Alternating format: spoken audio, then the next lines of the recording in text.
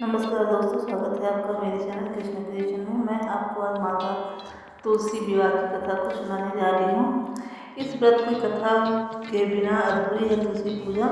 जाने कि शालिग्राम बिंदा का विवाह का पौराणिक कथा क्या है। इस वीडियो में मैं आपको सभी बातें बहुत क्लियरली बताऊंगी। तो तुलसी विवाह का पर्व मनाया जाता है। इस दिन तुलसी और शालिग्राम भगवान की पूजा की जाती है। इन दोनों की शादी एक साथ कराई जाती है। तुलसी माता और भगवान शालिग्राम। कहते हैं कि तुलसी माता जो है माता लक्ष्मी का स्वरूप है और भगवान शालिग्राम भी भगवान विष्णु के स्वरूप हैं। तो इन दोनों का विवाह तुलसी विवाह के दिन कराया जाता है, जो कि देव एकादशी के दूसरे दिन होता है। इस बार यह 2 नवंबर को मनाया जाएगा। तो चलिए जानते हैं तुलसी विवाह की कथा को। कथा बड़े ध्यान से सुनना चाहिए दोस्तों। कथा को सुनने समय कुछ बातों को ध्यान में जरूर रखना चाहिए। अगर आप कथा सुन रही हैं तो सबसे पहले दीप प्रज्वलित जरूर कर लें।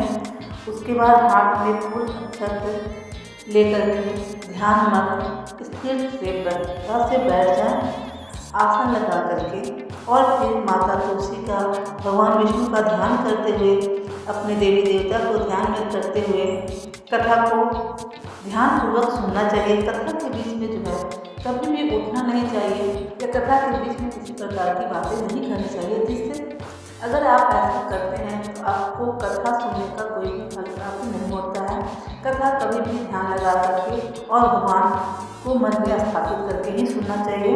चलिए सुनते हैं माता तुलसी विवाह की कथा को।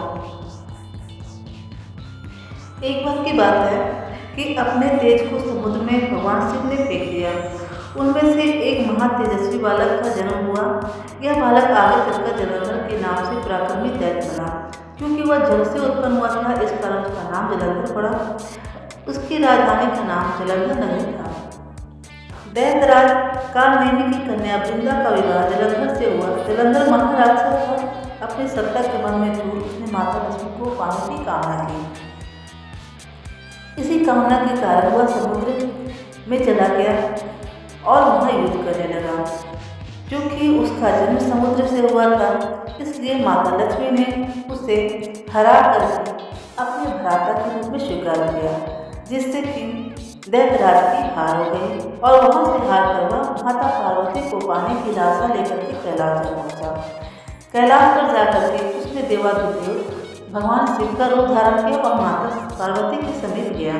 परंतु माँ अपने तपोबल से उसको पहचाने और वहाँ से तुरंत ही अंतर्धान हो गए।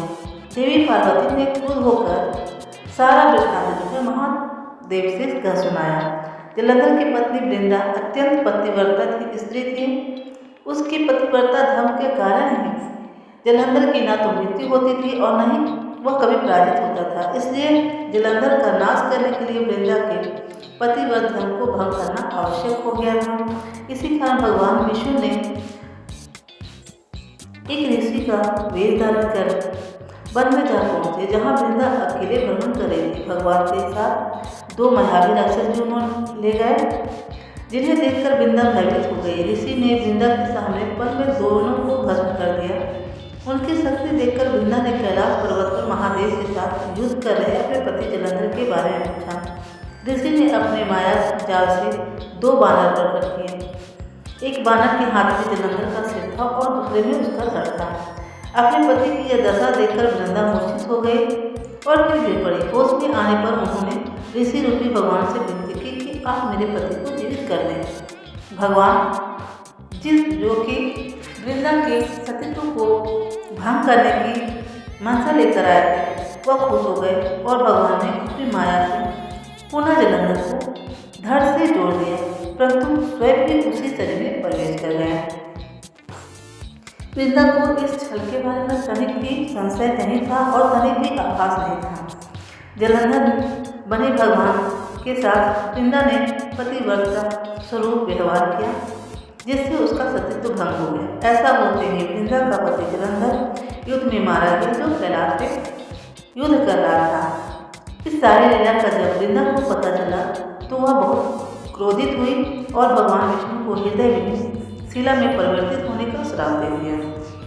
अपने भक्त के श्राप को भगवान विष्णु ने सहज स्वीकार किया और सालिग्राम पत्थर बन गए। सृष्टि के पालन करता पत्थर बन जाने से ब्रह्मांड में असंतुलन की स्थिति उत्पन्न हो गई।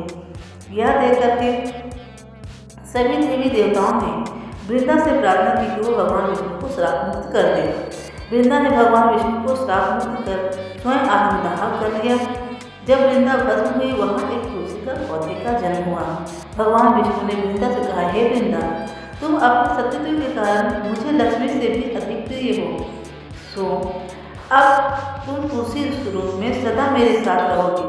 तब से वह हर साल कार्तिक महीने के देव उठने एकादशी के दिन तुलसी विवाह के रूप में मनाया जाता है। जो मनुष्य भी मेरे सालिग्राम के साथ तुम्हारा विवाह करेगा उसे इस लोक और परलोक में विपुल यश की प्राप्ति होगी, ऐसा भगवान विष्णु ने कहा। तो ये थी भगवान विष्णु और माता तुलसी की विवाह की कथा। इसी कारण से जो है हर वर्ष देव उठनी एकादशी के दूसरे दिन माता तुलसी और भगवान विष्णु के स्वरूप सालिग्राम की पूजा कराई जाती है, उनका विवाह कराया जाता है।